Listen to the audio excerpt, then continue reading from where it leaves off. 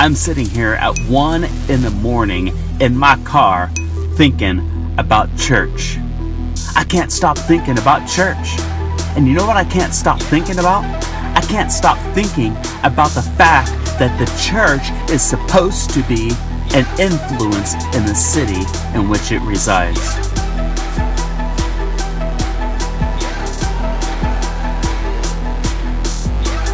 In August, my wife and I moved here to Portland, Oregon to plant a church, and I can't stop thinking about the fact that God called us here to be an influence in our city, a visible influence in our city.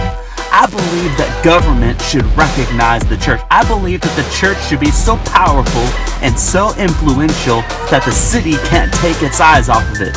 That if we were to ever stop existing, that we should leave a gaping hole in the midst of our city. That's who I think that we should be. And as I have been praying about what our city is supposed to see from us, I want to tell you just a couple things that I have seen in our city. In 2011, Portland, Oregon was rated the number 4 most divorced city in the United States. Just last year, over 90% of the homeless people were unsheltered during the winter. There are more marijuana shops in our city than there are Starbucks. There is one strip club for every 9,500 residents in the city of Portland, and yet on the flip side of that, there is only one church for every 23,000 people in our city. Folks, I tell you what I'm seeing. I'm seeing a huge need. You know, Jesus Christ said that we should pray to the Lord of the harvest that there would be workers for the harvest. I am praying my lungs out here tonight that God will use us, but that God will also multiply us to reach the people inside of our city. And here's what I know. As we grow, as our church grows, as people become a part of the church and catch the vision of what God has planted us to be, there will come a time where we will be able to visibly influence our city in the places that it hurts the most. I believe that God has called us, listen to this, to be the janitors of His kingdom. Yes, the janitors of His kingdom. This is not a pristine gathering of the saints. This is not a glory session in which we all sit and soak and get blasted by God. That's a wonderful thing, and I hope that at times happens. But I'm going to tell you the mission of this church is to go anywhere, to do anything.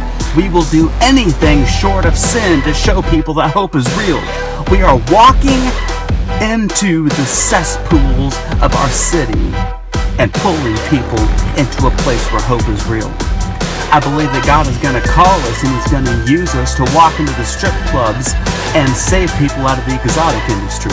I believe that God is going to use us to save those young teenagers who are stuck in sex trafficking.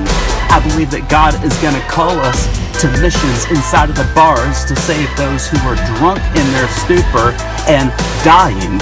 I believe that God is going to call us to mend marriages. I believe that God is going to call us to pull men out of the addiction to pornography and save their marriage. I believe this is what God has called us to do, to walk into the places where we hurt the most and show them that hope is real. You know, as I read my scripture, one thing I find, Jesus was called the friend of sinners. And it was not because He loved the sin, but it was because He loved the sinner.